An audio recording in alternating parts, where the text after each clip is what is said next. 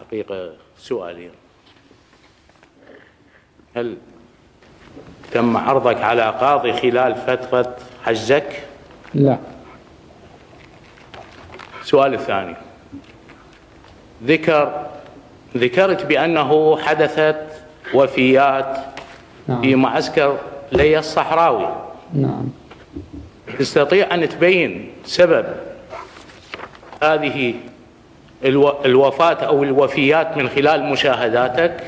سيدي العمل لا، هسه ذكر وفيات، العفو، ذكر وفيات هسه. نعم. سبب الوفاة وذكرها بالأسماء، العفو، ذكرها بالأسماء: نوفة وحبيب ومهدي وجعفر وصبري، ما نريد نتطرق له. نعم.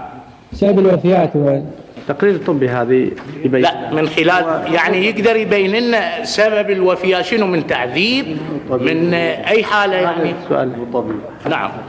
نقص غذاء ودواء، يعني كان المي مالح بحيث الشايب ما يصير بطنه اسهال بعد ما يلحق عليها. يعني من المرض؟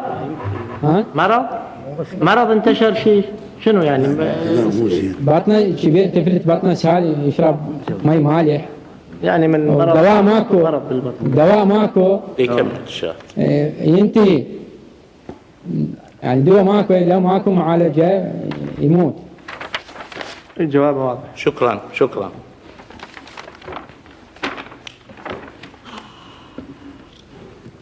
انت عندك معرفة سابقة بالمتهمين؟ نعم. تعرفهم المتهمين؟ تعرفهم؟ اي واحد من هؤلاء المتهمين في القضية؟ ما أعرف، بس أبناء المنطقة أعرفهم، كنت أشوف منو؟ ما أعرف حالي دايف بالمنطقة، بس ما عندي. ما عندك قرابة، عداوة، صداقة مع أي واحد من عندهم؟ ما عندي، لا. ما عندك، بس علي دايف. حالي دايف ما عندي شيء وياه، بس يعني أعرفه، هو محمد العزاوي، يعني أعرفهم ولد منطقة، بس ما عندي شيء وياهم. محمد العزاوي وعلي دايف. أحد من أقاربك مات بهالموضوع؟ لو نعم.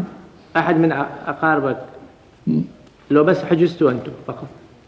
أحد من أقاربي مات، نعم. منو؟ بس لا مرة بعيني، سمعت جاسم محمد لطيف. شو يصير منه؟ أقاربي من عشيرتي. مو الأقارب، مو العشيرة، يعني من العائلة، من ضمن العائلة. من عائلة أبي، أبويا وأخويا ما طلعوا ولا شفناهم ولا استلمنا جثتهم.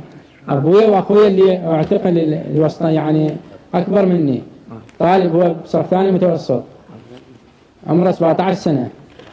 أنت قلت أبويا عمره 70 سنة. أخويا يعني ما عرفنا مصيره، شو صار بيهم بالنتيجة يعني؟ بالنتيجة ظلوا هناك، يعني أخويا قلت لك بالمخابرات ما شفنا بعد أبد، 4 سنوات أنا ما شايفه. إيه، والنتيجة؟ النتيجة ما أعرف، يعني لحد الآن ما أعرف عنه أي شيء، بس يعني الآن حصلت شهادة وفاة بأنه معدومين من جمعية الجناح الأحرار. أسئلة عندكم أساتذة؟ في سؤال سيد رئيس المحكمة: هل يعرف المتهم طبيعة الشكوى المشتكي؟ هل يعرف طبيعة الشكوى أو التهم الموجهة إلى سيد رئيس قدام حسين وزملائه؟ هل يعرف الشكوى؟ يعني نوع الشكوى اللي عندك، شنو نوع الشكوى اللي تريد تسجلها ضد نوع الشكوى، احنا عائلة اعتقلنا بغير ذنب. عائلة اعتقلوا بغير ذنب يقول. بس هل يعرف التهم الموجهة لهم؟ في تهم موجهة إلى الرئيس. أنا من اعتقلني. هل يعرف أن في جرائم حب تهم وأن 148 شخص مثلا قتلوا؟ هل يعرف في هذه الأمور؟ هل هو على دراية؟ تعرف أنهم هل هو على دراية؟ 148 شخص قتلوا، تعرف عنه شيء؟ منو؟ هم كانوا هذول ويانا. لا. تعرف عن هؤلاء؟ هل تعرف؟ نسأل سؤال. نعم. هل تعرف أن 148 شخص موجه أنهم قتلوا في الدجيل؟ أعدموا، هؤلاء لم يقتلوا في الدجيل، غير أعدموا، ومن ضمنهم والدي وأخي، أعدموا. لم نعرف، لم نستلم جثث. لا أنا ما أتكلم. لحد ما سقط النظام لم نعرف عنهم أي شيء، ولا أحد كان يستطيع أن يعني يعني يتقدم بطلب لمعرفة عنهم أي شيء ذاك الوقت. لا أنت عمرك 14 سنة يعني وأنت نعم، وأنت نعم. ذكرت نعم. عن طريق المحو. وذكر طبعا الشاهد بأنه تم اعتقاله مع والده، وذكر كذلك أنه لم يحقق معه، لم يحقق يعني هو نعم. لم يحقق معي. نعم. سؤال. نعم. لماذا أخذوك إذن تعتقد أنت؟ لماذا أخذوك إذا لم يحقق معك؟ اسألهم ليش أخذوني أنا ما أدري، أنا دا أسألك أنا جواب ليش أشتكي؟ لا يدري. نعم. ليش أنا اعتقلوني أنا وعائلتي؟ يعني هو لا يدري بالاعتقال ولا يدري ما هي الشكوى، العائلة كلها اعتقلت بغير إذن. ما هي التهم؟ هل رأيت أحد يقتل أمام عينك في الدجيل في نفس الفترة اللي فيها كانت في محاولة اغتيال الرئيس؟ شاهدت أحد أن يقتل في دجيل؟ أنت شاهدت؟ ما شفت، ما شاهد. بس شفت الطائرات نصعد على سطح طائرات تقصف إيه. على البساط. شاهد طائرات تقصف. زين، هل والدك قدم شكوى على إساءة المعاملة اللي تمت في المخابرات وبعدها في الجهات الأخرى؟ والله اشتكى والدك لأنك أنت إلى من نشتكي يا أخي أنت؟ إلى من نشتكي؟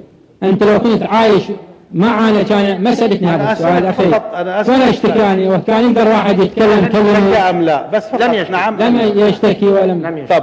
طب أنت طبعا كان سنك 14 سنة وبعد ذلك بلغت وأدركت أن هناك أسيئت معاملتك من قبل الجهات وأسيئت معاملتك أمام لوالدك ولأهلك. كان هناك يعني يوجد قضاء، يوجد مسؤولين. عندما بلغت مثلا 20 سنة هل تقدمت بشكوى أمام القضاء وقلت مثلا أن أسيئت معاملتي وأريد رد اعتباري ورد اعتبار والدي؟ لم يسمح لنا بأي. لا أنا فقط أقول هل تقدمت أو لا؟ لا. سجلت شكوى؟ لا ما يسجل. لم تقدم. يسمح لنا بشيء هذا، ما حد يسمح لنا. نعم. أنت ذكرت أنه بعد خروجكم من أبو غريب قلت تسلمنا الأمانات. نعم. كامل. نعم تسلمنا الأمانات وغير ناقصة. الحمد لله. يعني الحمد لله. لم تسلم. أنا لا ألفق. يعني لم تسلم كتاب الله. لم تسلم. ما أشوفه وأتكلم به. جواب واضح يقول لم. يعني سلمت الأمانة. سلمت الأمانة كاملة. الله يشهد على ما أقول. وحسب الطبيعة القانونية للاعتقال وفك الاعتقال، بس فقط أنت يعني لا تدرك أو لا تعرف لماذا اعتقلت. لماذا؟ إيه نعم. أنا حرمت مستقبلي ضاع بهاي ال4 سنوات. أنا من طلعت أطالب بدراسة تالي قالوا تلبس بالجيش وضيعت عمري من السجن إلى الجيش. من حقك تشتكي وتقدم وتطلب تعويض، هذا شيء طبيعي. أنت ذكرت أن هناك وفيات وذكرت أن هناك ولادات في الصحراء. نعم. هل حصل هناك نوع من الزواج أو الطلاق في تلك الفترة؟ لا كلا. لا يجوز هذا الشيء، لا يجوز. سيدي هذا مجتمع متكامل فيه وفيات. لا يجوز. نحن يعني حد زوج نحن مجتمع متكامل. على كيف يعني ثبت له سؤال: هل حدث الزواج والطلاق في صحراء اللياء؟ كل رفضت. أي نعم. توجيه السؤال لأنه غير منتج، لا علاقة لها بموضوع الشكوى. سؤال أخير: ألا تعتقد أن من حقك مساءلة الأشخاص الذين أساءوا لك كما تعتقد وأساءوا إلى عائلتك أمام محكمة أيا كانت طبيعة هالمحكمة في تلك الفترة؟ ألا تعتقد أنه يجب مقاضاة هؤلاء؟ والله لو كان في استطاعة ضباط المخابرات كما ذكرت، أو المسؤولين اللي كانوا بالسجن، أو الذين قاموا بأفعال مثلا سيئة كما تعتقد؟ يجب أنا أسأل: هل يعتقد أنه يجب محاسبتهم؟ شنو الغاية من السؤال؟ الغاية أنه يجب أن يعرف الفرق ما بين حاجة اسمها القيادة العامة وحاجة اسمها مسؤولين يعملون في الدرك طبعا كموظفين، سواء كانوا في أبو غريب أو في المخابرات. هناك انفصال ما بين المسؤولية والسببية، ما بين الذين يتهمون والشهود وما بين الحدث الذي يخرج. والتهم الموجهة تهم كبيرة جدا وهي جرائم حرب. ساعة لا يوجد صلة ما بين. نعم. أنا فقط أريد منه شيء واحد. نعم. هل هو يعتقد أو يحس داخليا أنه يجب محاسبة الذين كانوا يسيئون له؟ مثلا قال ضربوا أبوه، يعني أنت شكوى على هؤلاء الذين ورفع دعاوى عليهم طبعا أمام الجهات الرسمية. هل لك شكوى ضد هؤلاء كلهم؟ اللي اعتدوا علينا. نعم، عليكم وعلى أفرادكم. بمن المتمثلين؟ الأشخاص من يسيرهم؟ أنا لا أعرف هؤلاء. من وقفهم علي وعلى أبويا؟ من هي الجهة اللي وقفتهم علينا؟ ما أعرفهم. إحنا نعرف الجهة العليا اللي هي كانت كلكم راع وكل مسؤول عن رعيته. المفروض أن المسؤول الكبير يعرف ايش دا يدور بدائرته من انتهاكات لحقوق الإنسان للتعذيب. المفروض يتابع يشوف، مو قاعد ورا الكرسي وبس. صحيح، المفروض ان نحاكم. يا اخي انت المدار تسالني هذا يعني في الحاله هذه يعني اسالك سؤال، في الحاله هذه ممكن احنا المفروض منا ان نحاكم السيد الرئيس جورج بوش على اعمال كثيره. هذا الموضوع قل بالسؤال. ما هو انا فقط احب سيد رئيس، اهم شيء في هذه الدعوه هي الرابطه السببيه ما بين ما هم طبعا نحن نتعاطف معه. انا سالت سؤال. نعم. شنو علاقه خارج دولة أخرى أو شيء يعني بهذا الموضوع، أبقى بهذا الموضوع اللي إحنا بصدده. فهو نفس السؤال، هو يقول أنهم طبعا مسؤولين، جاي يشتكي على شكوى معينة كقيادة عامة، هو يعتبرهم مسؤولين أمام مثلا أفراد أساءوا له، مثلا سواء كانوا ضباط مخابرات أو في الأمن أو كانوا في السجن. هذه المعاملات يومية ونشوفها حتى في هذه الفترة. توضيح أنت حول الموضوع هذا بحث، بس مو سؤال فقط. يرجع نعم، هذا ثبتوا له هذا التوضيح. يعني الفرق ما بين مسألة عملية رفع الدعوة وإيجاد الشهود، والرابطة ما بين القيادة العامة وما بين المسؤولين اللي كانوا موجودين على الميدان. فقط توضيح، يعني يرجع تثبيت الفرق ما بين المسؤول المباشر عن ما حصل والأشخاص الذين ليس لهم أي مسؤولية إنما هم قيادة سياسية. وشكرا. تفضل. عندك سؤال؟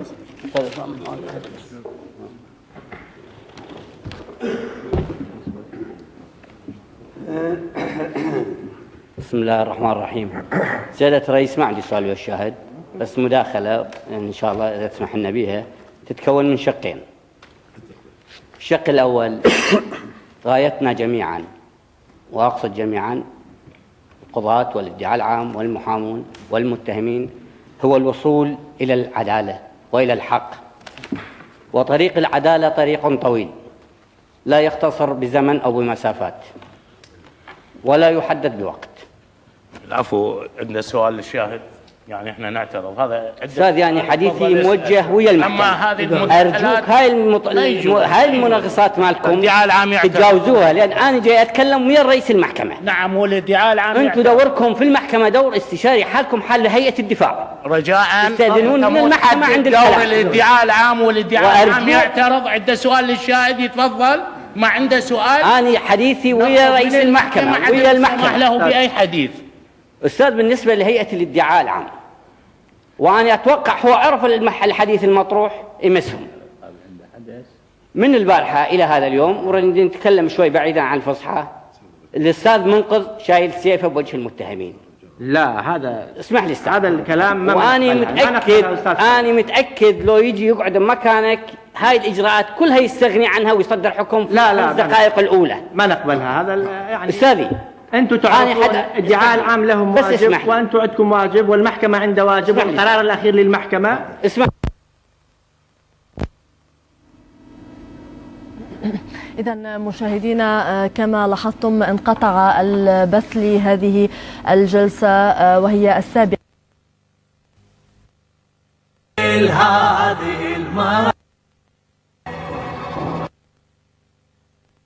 خلال هذه الجلسة. مثلك جارت وتم الاعتراض على كان الدي العام 1982. المحكمة استمع لعل أبرز ما قاله صدام حسين، يعني وجه سؤالا، قال إنه سؤال قانوني حول قبول شهادة إنسان دون سن البلوغ. نعود مرة ثانية إلى المحكمة.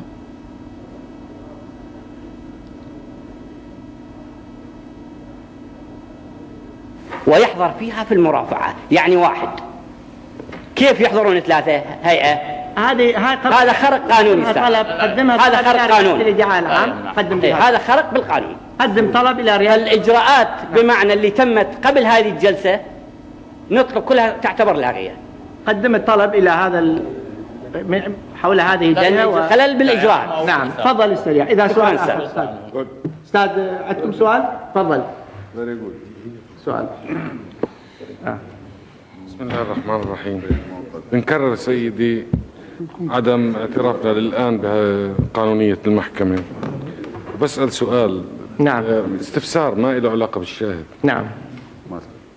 قضاء الدجيل في سمعت بعد ما سألت من نص مليون إلى 600,000 مواطن. نعم. وجدنا منهم سمعنا عفوا الميكروفون. قضاء الدجيل سمعنا أنه في بعد السؤال أنه يوجد فيه من نص مليون إلى 600,000 مواطن. هل عجز قضاء الدجيل عن تقديم شهود فقدم 10 شهود قصر و4 فقط بالغين وبعضهم معمر يشك في قوة؟ ثبت للملاحظة. نعم. نعم. في شيء غلط بس. ما شكرا. سؤال آخر أستاذ. سؤال ما عندكم شيء؟ تفضل. سيد رئيس المحكمة، يعني تكرر الحديث عن المياه الحار. نعم. المتهمين الشهود تكرر الحديث عن المياه الحار، يشربوا المياه الحار. أنا صار لي 3 سنين بالسجن بالمعتقل. السنة الأولى ما عندي ماعون يشرب به المي، مو بس مي حار. يعني الجندي الأمريكي يذب الزبالة البطل المي من بعد ما يشربها وآخذها مرات من يعني يضربني ما يخليني آخذها حتى حصل لي بطل أشرب به مي وليس مي حار. جسمي من الحرارة لا بنكة والشباك مسدود يعني الشبابيك مغلقة. صار عندي حساسية والتهاب جسمي صار كله يجري دم وما حد يعني دار لي بعد. فيعني أقول يعني الإخوان يقولون مي حار فيعني إحنا صار لنا 3 سنوات نعاني من هذا الموضوع. نعم. فأرجو أن المحكمة تكون بالصوت. نعم. تفضل.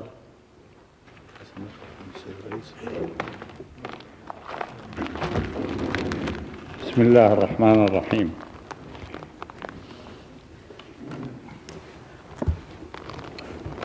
سؤال قانوني.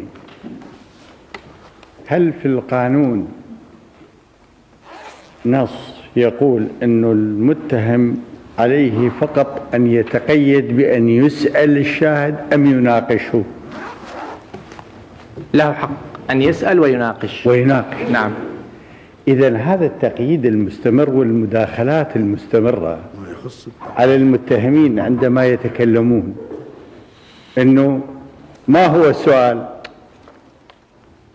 يعني هذا من حق المحامي أن يناقش الشاهد ومن حق المتهم أن يناقش الشاهد، مثل ما الشاهد لا يوجه سؤال إلى المتهم وإنما يتكلم بما رأى أو لمس أو سمع بإذنه هو.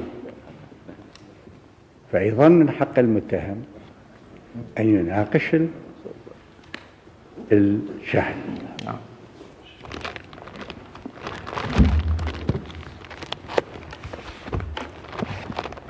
يسألون السادة وخاصة السيد النعيمي المتهمين هل قدمت شكوى؟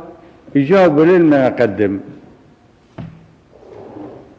أنتم تعرفون كل من كان في القضاء العراقي جايته معاملة من صدام حسين أو ما جايته، بس حتما يسمع بغض النظر عن الوزراء ومكاتبهم يقابلون أو لا يقابلون، هم عندهم أمر أنه يقابل، وكل التدرجات في الدولة عندها أمر رسمي ويوم في الأسبوع على الأقل يقابلون به المواطنين. ثبت المداخلة الإيضاح هذا. ويقول إلما نقدم دعوة مع أنه صدام حسين عنده استعلامين في مكانين متقاربين 2 مع الضيافة الكاملة لمن يأتي ويقدم شكوى ويتابع الشكوى بتعليق ثم يطلب رأي الجهة المسؤولة ماذا تم بشأن هذا الموضوع، سواء كانت محكمة قضاء أو كانت سلطة تنفيذية. والأبواب ما كانت بها قيود، يعني يجي أي واحد من الشارع ويدخل الاستعلامات المجلس الوطني والقصر الجمهوري، فكان يستطيع. إذن ميسر أمامه لو أراد أن يقدم شكوى. أما إذا كان يخشى أن الشكوى ربما على المخابرات لا يقبلها صدام حسين، وهنالك مواطنين قدموا شكوى على أبناء صدام حسين وسجنوا أبناء صدام حسين بأمر من صدام حسين بسبب شكوى. وآخر قبل الحرب أيام ضابط في الجيش برتبة صغيرة اشتكى على الأخ الكبير بعد صدام حسين لصدام حسين. جبته هو والضابط، عائلة الضابط وعائلة أخي صدام حسين، يسمع ويسأل ويجاوبون. هاي أمثلة على عائلة صدام حسين. أما غير ذاك فكثير، وأنتم سامعين كل عراقي عراقي عراقي عراقي عراقي ابن ظهرا ورحما عراقي يعرف أنه ميسر الشكوى أمام من يشتكي. وشكرا.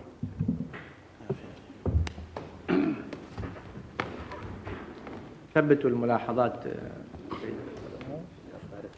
سيد الرئيس، السيد ذكر أنه الأمن وعناصر من الجيش واعتقد الحزب جو واعتقلوه واخذوه لمركز الشرطة، وبعدين يقول أنه اخذوه للمخابرات. قبل لا أطلب أوجه أسئلة على المخابرات بس مداخلة بسيطة.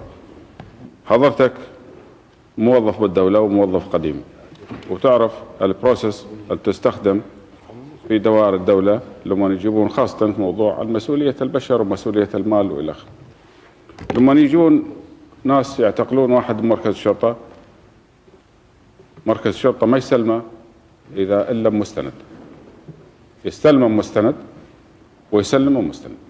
فيفترض الأمن أخذت مستند من الشرطة باستلامهم هذول الأشخاص، والشرطة يفترض أخذوا مستند من المخابرات إذا هو فعلا رايح للمخابرات، ولو هاي القصة صارت مكررة والتكرار مرات يعني ممل ومزعج بس مجبورين عليه. فأيضا لازم يأخذون مستند من المخابرات، ولمن يطلع أيضا يأخذ مستند من المخابرات أنه هو أطلق من الجهة اللي كانت معتقلته مطلق صار. ثبت المداخلة ثبتوها. وحضرتك سمعت مني أنه هذه مؤسسات، وحضرتك تعرف مؤسسات مستقلة، الأمن ولا الشرطة ولا يعني الحزب ما لها علاقة في المخابرات حتى تروح تعتقل لصالح المخابرات أو تحتفظ بناس لصالح المخابرات. الشيء الآخر سيادة الرئيس قال أنه رحنا إلى المخابرات وذكر حطوه بقاعة، والقاعة بها عدة أشخاص وإلى آخره. أنا أكرر فقط كثير أنه المخابرات الدائرة المعنية في التحقيق ما فيها قاعات، وإنما مثل ما ذكرت لك، وأحب بس تذكير سريع، طابقين، طابق مكاتب، وعلى مساحة أرض أعتقد ما تتجاوز 2000 متر أو أقل، يمكن 1500. بناية صغيرة، طابق للمكاتب، والطابق الثاني زنازين بقياسات تتصور 2.5 ب2.5 أو 3. أنا والله لحد اللحظة خشيت طلعت مخابرات أنا ما دعس رجلي هذا المكاتب يعني الزنازين، يعني مو شغله، فما موجودة قاعات. فأسأل الآن السيد يوصف لنا وين تقع هاي الدائرة اللي هو راح اعتقل فيها، ويوصف لنا البناية يعني. سؤالك؟ اي نعم. وصف البناية، وأين تقع البناية اللي قلت عليها مخابرات، وأين تقع وكيف توصف لنا. احنا طبعا من نقلونا سيارة كانت ما أعرف لون تشبه الإسعاف. طبقونا الجو على كشف طبقوا الجو ما أعرف ما كشف. بس إذا أريد أن شلون عرفت أن هاي المخابرات، أخوي الكبير كان موظف بأحد الدوائر ببغداد ويعرف كل الزين هاي دائرة المخابرات، وهواية يعني كانوا ويانا سجناء شايفين حضرتك كنت يعني تدير الأمور أنت بهاي الدائرة، وأنت كنت رئيس مخابرات. شلون تريد ما أعرف أنا هاي دائرة المخابرات؟ يعني وصف الدائرة أنا ما أشوف مقيد. كم بقيت بالدائرة؟ 6 أيام. قاعة قبوني بيها قلت لك كانت تسمى قاعة 69. يعني شلون ما تشوف 6 أيام قصدك؟ بالغرفة شو أشوف أنا؟ يعني باقي بالغرفة غرفة واحدة؟ إي ما أطلع أنا. طلعت نزلت وقفت بالباب حطوا كمادة على عيني، نزلت أقعد أقعد يم الباب فوق ما نحتاجك كمان بعد على عيني كل شيء ما أشوف. رجعت أعمى طبيت جوا. شو أشوف أنا؟ أشوف بناية، أشوف سيارة. واضح. جواب واضح. أنا أشكر السيد على جوابه، بس الجواب يعني مو صحيح. ثبت للملاحظة مو صحيح وداخل بالمطلق، مو صحيح. لأنه أنا لن تدعس رجلي هذا المكان لأغراض اللي هم راحوا للمخابرات حسب وقلت لك إياها البارحة. أنا لن أزور الموقف ولن أحقق ويا أحد ولن ألتقي ويا أحد، ولو مسويها جزء أساسي من واجبي هذا أقول لك نعم. وهو يفترض إذا ما سوي من حق الرئيس يحاسبني، من حق إذا أنا مرتبط بوزارة أو مرتبط شو منه مرجعي من حقه يقول لي شنو القضية الأكبر من هاي حتى حضرتك أنت تتابعها. هاي قضية أكبر قضية تحصل، تعرض رئيس الدولة لرمي بالرصاص. فأنت ليش يابا ما تروح تكلف نفسك تقعد هناك حتى تشرف على التحقيق؟ أو ليش أنت ما تستلم مطالعات يومية على الأقل وتناقش الناس المحققين على الموضوع؟ ومطلوب مني أقدم تقرير يومي إلى رئيس الدولة بهذا القضية. فأنا ما رحت لهناك، والمخابرات ما عندها سجن بقاعات إطلاقا. المكان الوحيد بتوقيف هي هذا البناية اللي وصفت لك إياها، بها ما أقدر أقول أكثر 25 أو 20 زنزانة، ما موجود قاعات إطلاقا.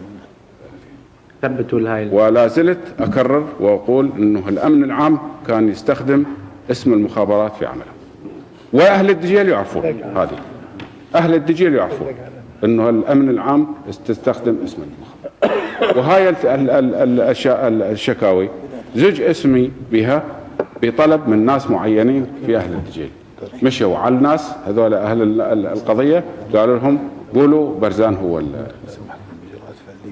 أنا من وعائلاتهم وعائلات بالهيئة. بالنسبة للأمور الإدارية اللي حكاها أيضا مضطر يعني أوضح له من منطلق حتى يعني ما يعتبر هو الوحيد اللي تعرض لهالشيء إذا هذا الكلام صحيح. وبنفس الوقت من حقي ومن واجبي رغم أنه القضية ما لي علاقة بها أنا أنه أيضا أوضح لو القضية ما يدور في هذا المحكمة الآن ما يطلع للخارج والله أنا ما أتكلم ولا حرف. إذا قضية ما تخصني، إذا ما تخصني، بس لأنه ما يدور في هذا القاعة يطلع للخارج أشوف من واجبي الوطني أنه أنا أصلح حتى ما يشوه اسم البلد أكثر مما هو عليه. فبالنسبة لي أحكي لك على نفسي يعني أنا أكثر من شهرين أنا ما مستحمل لما تم اعتقالي، ما استحملت لأنه ماكو مكان للاستحمام. مرافق الصحية سيادة الرئيس أول ما تم اعتقالنا ما في مرافق صحية، جابوا بوكلين اكو ساحة قدام الموقف، حفروا بالبوكلين، بالكيلة مال البوكلين سووا حفرة، واللي يريد يروح بها يروح، بس طبعا حوطوها بخشب بهذا الارتفاع، أقل من هذا الارتفاع، حتى لما واحد يريد ينزع هدومه لازم ينصي، لأنه أي واحد بالساحة يشوفه من الجنود والمراتب والآخر. فبقينا إلى أن هيئوا، بقينا حوالي شهر ونص على هاي الحالة، إلى أن هيئوا مرافق وقمنا نروح للمرافق. مرافق نروح يعني حسب مزاج الجندي. أنا ما أقول كلام أمامك، أنت تقدر تشيك كلامي. الآن وضعكم شلون؟ لا الآن الوضع مرتاح، رايح أجيك عليه. حسب مزاج الجندي، ياخذنا الجندي يقول دقيقتين. أنا كنت 8 سنين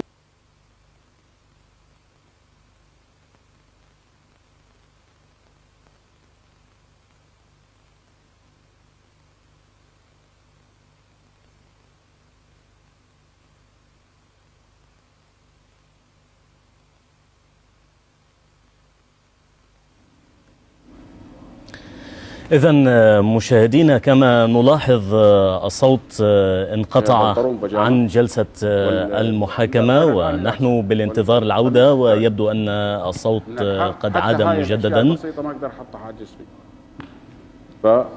فالروح ياخذ للمرافق يقول لي دقيقتين.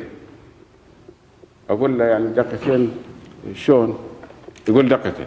والله لما نتعدى دقيقتين يفتح الباب ويفوت علي على التواليت. فهاي معاملة. موضوع الأكل يعني حكيت لكم بالجلسة اللي فاتت، ولأنه الموضوع متكرر هذا. والله بشهرين 19 كيلو أنا نزلت. حتى النيويورك تايمز ماجازين كتبوا عمود سمعت به عن يقولون برزان تكريتي في المعتقل ببنطلون بجامة وضلوعة ممكن تشوفها بسهولة فيها. فلكن الرعاية الصحية سيادة الرئيس، يعني علما أنه دولة كبرى هاي، إلى الآن ماتوا 7. إلى الآن موجود أنواع الناس تصابوا وهم أمراض في داخل السجن. أنا أمامك وطلبي أمامك 4 مرات أنا دزيت لك طلب بها، أنا بسبب الإهمال وعدم الاهتمام مال الطبابة. أنا سنة وكسور أنا أنزف دم وأطلب منهم بإلحاح يوميا وأسبوعيا. يوميا أنا أقول له هذا الشخص اللي يجيب الدواء للمساجين، أقول له ترى وضعيتي هالشكل، وما حد يسمع. المحكمة قررت عرضك على لجنة طبية مختصة للتشخيص والعناية المطلوبة الكافية. أستاذ المحكمة قررت. أشكرك، أنا ممنون. أنا أشكر اليوم أشكر قرارك، ولكن موضوع الإصابة مالتي يتبلغ بها الجهة المعنية بالإيداع. نعم أشكر مشخصة، وهم نفسهم مبلغين، والمختبر مالهم نفسه سوى التحاليل وثبتت وبلغوني بشكل رسمي. نعم. فإذا موضوع التشخيص قررت المحكمة لا العلاج بس عامل. لا أستاذ، بالنسبة إذا نريد نتكلم على هذا الموضوع، هذا الأنواع من الأمراض أكو إشارة لها في القانون، قانون الإصلاح الاجتماعي، يقول من يصاب بهذا المرض أنه يطلق سراح. هاي واحد. الشيء الآخر، هذا المرض مو عابر أي طريق، مثلا نعطيه حبات أو نعطيه الدواء وهذا هو. يحتاج له وضع نفسي، يحتاج له رعاية طبية، يحتاج له تشيك الضغط والدم بالأسبوع مرة مرتين يأخذون دم تحليل. أنا مع الأسف عندي تجربة بهذا الموضوع، لأنه زوجتي راحت بهذا الموضوع. لا بس هاي مداخلة ومتروكة يم ضميرك وإنصافك ويم القانون. أنا ما أريد شيء امتياز، ولا أريد أستعطف أحد، ولا أريد أحمل مسؤولية أحد، ولكن القانون هذا يقول، والضمير الإنساني أيضا يقول. ولكن أنا أستغرب على هذول القاعدين في منظمة حقوق الإنسان واللجنة الدولية للصليب الأحمر، وهم يعرفون بوضعي، قروها بالصحف وهكذا، ولا جواب لمن تنادي. قاعدين على بحيرة ليما ومتمتعين بالامتيازات مالتهم العديد من الإنسانية.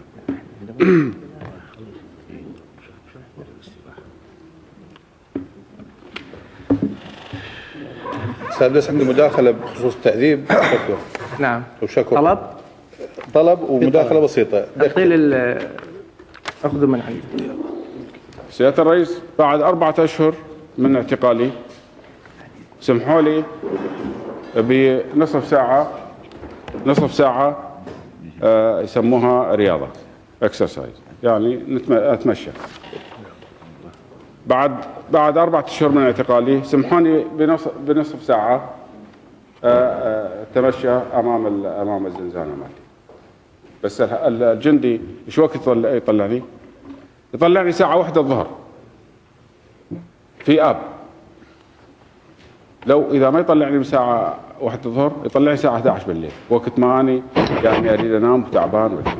فهاي اللي تعرفوا يطلع وتاخذون استراحة. استاذ قبل الاستراحة بس استراحة حتى تصلون او بس دقيقتين 3 انا ما راح اطول عليه. نعم. لانه ما راح اثير اي شيء تستحق مناقشة. وعندنا المشتكي الاخير وينتهي الجلسة. بس انا اذكرك المشتكي يا اخي.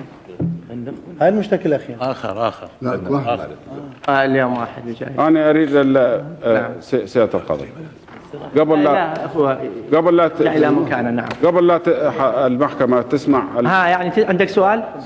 نعم، انا اريد اكمل هذا الموضوع. عفوا، يعني انت قبل ما نعم يروح اريد يسمع. يسمع. يبقى خليه يبقى. وبعدين من استراحة، بعد الاستراحة تنطيني كلام اريد اتكلم عنه. كلام بعد ما انتهينا من إفادة المشتكي نعطيك الكلام اللي وقت الكلام اللي طلبته. بروميس؟ وعد؟ بعد تدين الإفادة، بعد ما كملنا الإفادة والمحكمة. هسه تأجلني حتى بالنسبة اللي يتعلق للأخ. لا كمل. خلي يكمل هذا، كمل إذا عندك شيء مع هذا المشتكي. لا الشيء الآخر موضوع هو ذكر إنه يساعد الحرس بملء الخزان مال المي مالهم. سيادة القاضي، أنا مو أقول لك، أنت أكرر أقول الكلام تسمع من عندي، أنت قادر أن تشيكر. نحن إلى قبل أشهر قليلة